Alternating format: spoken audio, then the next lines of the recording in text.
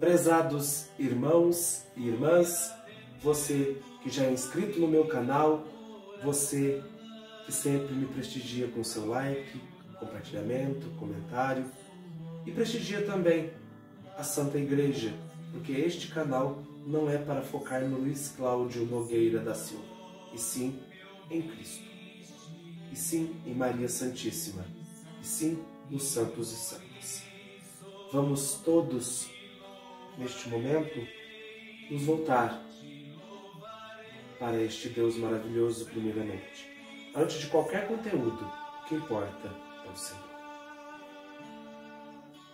Aqui, de onde estou gravando, são exatamente 7h21.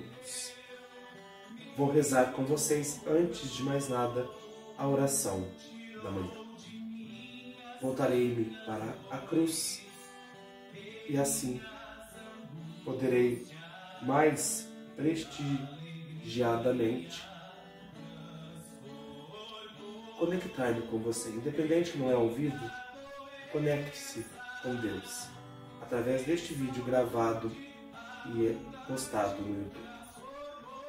Independente do horário que você vai assistir. Se for à noite, que bom. Se for à tarde, que bom. Mas se for agora de manhã, melhor ainda.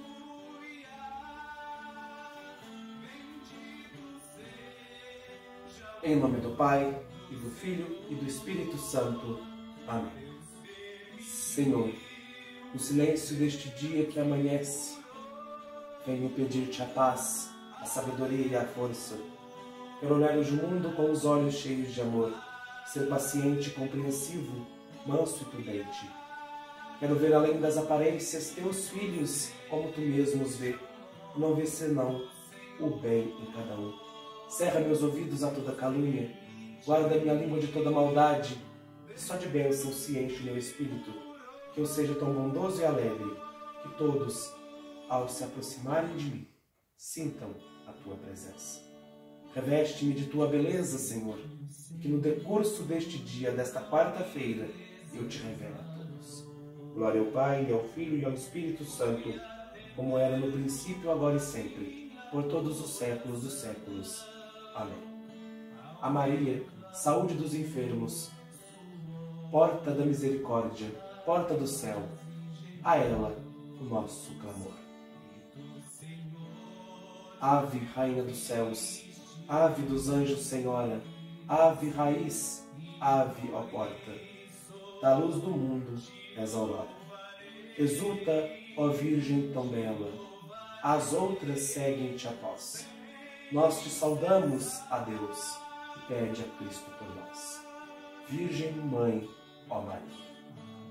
Rogai por nós, Santa Mãe de Deus, saúde dos enfermos, para que sejamos dignos das promessas de Jesus Cristo. Amém.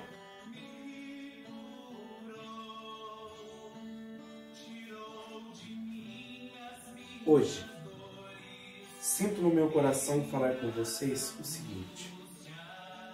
Como vocês sabem, os meus vídeos são simples, não faço muita questão de edições, edito apenas porque o espaço aqui é um espaço limitado, é a minha sala de estar, é o meu estúdio.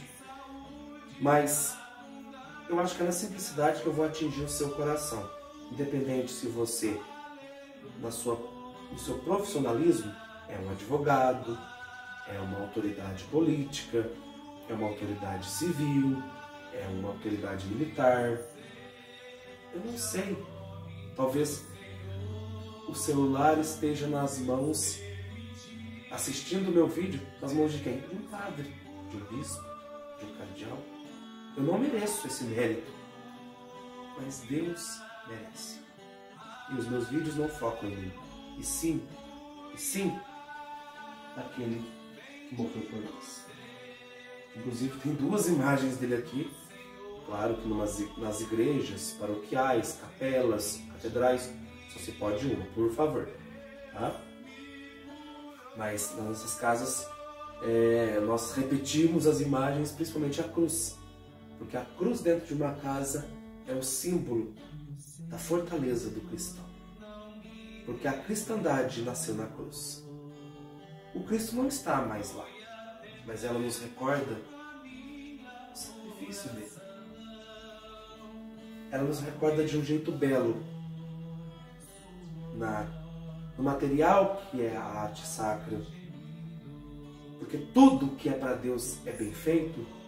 Ela nos recorda o amor deste Cristo que morreu por nós, que segundo arquivos históricos e tradições, este Cristo morreu nu na cruz para nos dar o que temos de mais precioso, a nossa salvação.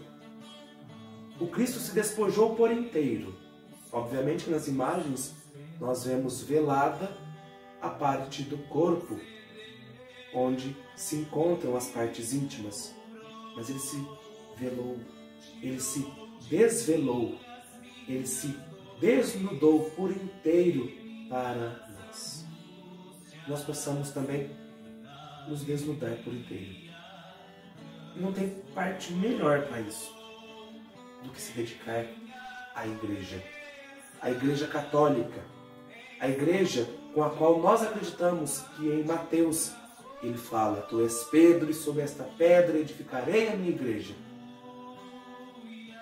Sim. Bom, aquele belo e muito chamativo versículo e capítulo de Coríntios também nos fala: sem caridade nada seríamos. Obviamente, sem fazer politizações sociais, sem fazermos demagogia política, nós temos que ser caridosos. A igreja é, por excelência, a maior instituição caritativa do mundo. Mas de que adianta fazermos caridade se não sabemos levar uma palavra? E não há meio melhor de levar esta palavra do que estudando sobre a igreja. Estudar a doutrina social da igreja. Sim, estudar talvez formas políticas de se ajudar o outro, tendo como base o Senhor. Sim, mas temos que estudar também a nossa doutrina. Como tem uma brincadeira que circula na internet, que eu inclusive já compartilhei nas minhas redes sociais: sem a Sagrada Escritura, eu não sou cristão. Mas eu vou ficar doido se eu não entender o que está ali através do catecismo. Eu também não posso ficar só no catecismo, porque a minha igreja tem regras. Aqui o Código de Direito Canônico, que vale para nós, que vale para o padre, que vale para o bispo, para o cardeal, para o papa. Aqui, por exemplo, eu tenho aqui esse material da edições CNBB, da Semana Santa. O que seria de mim se eu não soubesse o rito, ao menos 1% da Semana Maior de Nossa Fé? O que seria de mim se eu não tivesse comigo o Diretório da Liturgia de 2023, esse de bolso de 2024? O que seria de mim? Eu seria um cristão alienado muitas vezes por questões que eu não sei que eu estou falando. Não adianta eu vir aqui com toda a humildade falar de uma coisa que eu não sei. Ah, mas Luiz Cláudio, você não sabe, Não, eu sei apenas 1%. Mas o 1% que eu sei, eu procuro passar para você. Para que esse 1% somado com 1% seu, já seja 2% para você. Opa, eu pego mais 1% com alguém que sabe mais do que eu, Luiz Cláudio, já são 2% para mim. E assim nós vamos caminhando na nossa vida de fé. Não adianta nós acharmos que sabemos tudo, porque não sabemos. E não adianta falarmos que não sabemos nada, porque se você senta no banco da igreja todo domingo e presta atenção, se você canta a Eucaristia, se você é ministro da palavra, se você é ministro da comunhão, você sabe de muita coisa. Você sabe, não adianta. Você sabe muitas vezes o que está errado e acaba fazendo. Nas suas atitudes cristãs católicas, além igreja. O famoso igreja em saída, que o Santo Padre, o Papa Francisco, tanto insiste. O que adianta também eu chegar ali na igreja, estudando tudo isso aqui, fazer bonito ali, chegar lá fora, não adianta nada. Ah, mas você está pregando aqui. Não estou pregando. Estou falando que está valendo para mim. Nós temos que ter como base A humildade para aprender, mas também a humildade para executar. Não adianta eu só aprender. Não adianta eu só aprender, que o tal canto não é litúrgico. Mas chegando na hora eu estou fazendo. Não adianta eu aprender, eu não posso matar, porque está ali na palavra de Deus, está ali no mandamento da igreja, está aqui, principalmente no catecismo, que foca muito nos 10 mandamentos. Mas eu estou matando de outra forma, matando com palavra ruim. Então, nós temos que, nos vários agrupamentos de segmentos, de ensinamentos da Santa Igreja, aprender para conseguir executar. Você executa na missa, você executa na sua vida cotidiana, no trabalho, no lazer. Porque uma coisa que eu já ouvi muito até dos meus amigos, não adianta você cantar a Santa Missa se você lá fora não dá o exemplo. Eu já passei muito por isso, e isso é muito feio, isso é um mau testemunho. Peço perdão todos os dias a Deus por isso. Que nós sejamos pregadores do que sabemos, do que vivemos, mas também sejamos iluminados para fazer mais do que falamos. Falar, até papagaio fala. Agora, executar, aí é só com o ser humano. Pois bem, aqui, catecismo, aprender sobre a Santa Igreja Católica Apostólica Romana. O Código de Direito Canônico, para você executar na sua vida de fé, na sua vida eclesiástica, na sua vida litúrgica. A liturgia da Semana Santa, a liturgia que por excelência é a liturgia mais excelsa do ano, onde nós refletimos os mistérios da paixão, morte e ressurreição de Jesus. Os diretórios, para você saber que não pode cantar tempo pascal, tempo comum, onde você consultando ali você vai ver o que é memória facultativa, o que é obrigatório, o que é solenidade, tudo. Eu ainda vou focar muito com vocês sobre o diretório, que ele é muito importante, que tais regras, obviamente, com o moto próprio do Santo Padre, podem algumas ser modificadas, mas o que é dogma, o que é verdade de fé, não se muda jamais. Não se muda por atitude nenhuma, nem mesmo do Santo Padre, o Papa, porque ele é o primeiro a cumprir, como Dom Armando, que foi presidente da Comissão Litúrgica da CNBB, tanto falou, ele que foi um ótimo presidente da Comissão Litúrgica, se não me engano, no mandato de 2011. Então, todos somos servidores, começando pelo Papa, até chegar em nós, leigos e leigas. A Bíblia. Nós não somos como os nossos irmãos protestantes, que andamos com ela debaixo do braço para todo lugar. Não. Mas não adianta nada você não carregar debaixo do braço porque é pesado, se vai ser pesado ler ela também. Do Gênesis ao Apocalipse, é a palavra de Deus. Nós temos que cumprir ali também. Nós não acreditamos, nós não professamos a nossa fé somente com a regra, com aquela doutrina do sola escritura. Só escritura. Não. Nós vivemos da tradição viva da igreja, do magistério autêntico, começando pelo Santo Padre. Nós vivemos da tradição apostólica, mas temos que beber desta fonte, a palavra de Deus. Sim, estão todos com plástico, porque se eu não cuido do meu livro, quem dirá se eu vou cuidar da minha fé? Então, já começa nos pequenos detalhes. Na execução da liturgia, o que adianta eu querer cantar a Santa Missa direitinho, se eu vou cantar um Te Amarei, Senhor, de repente, exemplo, mas eu não consulto o Missal Romano, presente aqui, representado aqui pela Instrução Geral. Eu não abro o diretório. Eu não sei o que eu vou cantar. Eu vou cantar lá um Te Amarei, Senhor, né, uma música comum. Olha, daqui a pouco você vai estar cantando Atirei o Pau no Gato. Por quê? Se você não tiver base, qualquer música serve, né? Então, não é assim. Nós não podemos ser rigorosos ao ponto de oprimir quem canta alguma coisa que não está ali dentro. Mas também não podemos ser desleixados, porque Deus nos deu o dom.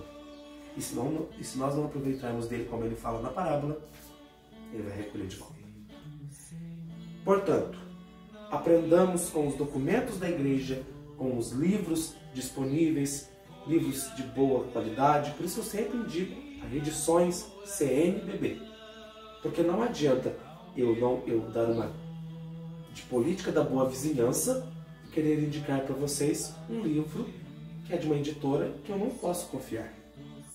Aqui faço um parênteses, já comprei de muitas editoras católicas, além da edições CNBB, que são ótimas. São ótimas, perfeitas. Mas, como uma oficialidade da igreja, pela Conferência Episcopal, a CNBB, você deve procurar fontes que tenham comunhão com a igreja no Brasil, unida à Santa Sé e ao Vaticano, isto é, a CNBB, que tem a sua editora, ao qual eu sempre indico. Portanto, fica a minha indicação para você sempre de priorizar lá. Por exemplo, a Bíblia Sagrada.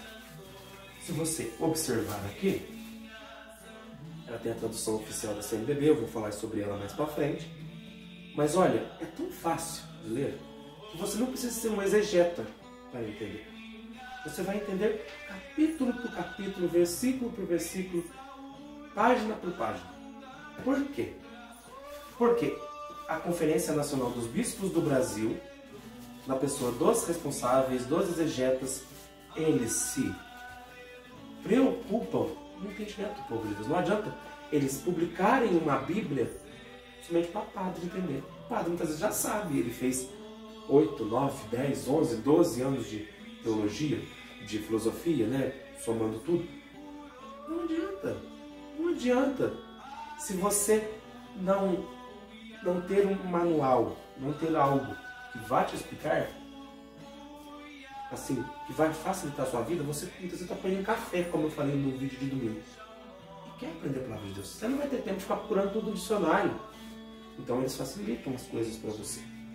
Portanto, nós temos que conhecer para amar, mas não adianta conhecer se não tiver uma fonte boa de busca. Ou pegar uma Bíblia com uma linguagem totalmente estranha. Ter a Bíblia, ter uma gramática mais atual, não vai mudar a verdade de fé. O que é pecado vai continuar sendo pecado, o que é virtude vai continuar sendo virtude. Sem assim nos desviarmos, né, e nos voltarmos para teologias estranhas, tantas que eu não vou citar aqui no vídeo para não dar briga. Mas a Bíblia, ela tem que ser o nosso livro de cabeceira, mas para isso ela tem que ter uma linguagem fácil. O catecismo, a mesma coisa, talvez essa edição que o Papa Francisco e a CNBB deixaram fáceis de entender. O Código de Direito Canônico, eu não entendi aquela última edição que eu tinha, do capa cor de vinho. Hoje eu entendo facilmente. Por quê? Facilitaram a linguagem. Não adianta. Eu posso ser o leigo mais esperto do mundo. Eu não vou entender certas coisas, porque certas coisas estão somente ao alcance dos padres, que muito estudaram. Quem sou eu perto deles? Então, procuremos buscar em fontes confiáveis, em fontes que facilitam a nossa vida. Porque você vai estudar sobre a igreja, mas não vai poder deixar de ser quem você é no âmbito profissional. Então, para você não suar muito duas vezes, procure livros de liturgia, livros pastorais, livros doutrinários, com linguagem adequada ao seu conhecimento. Por exemplo, eu sou da zona rural.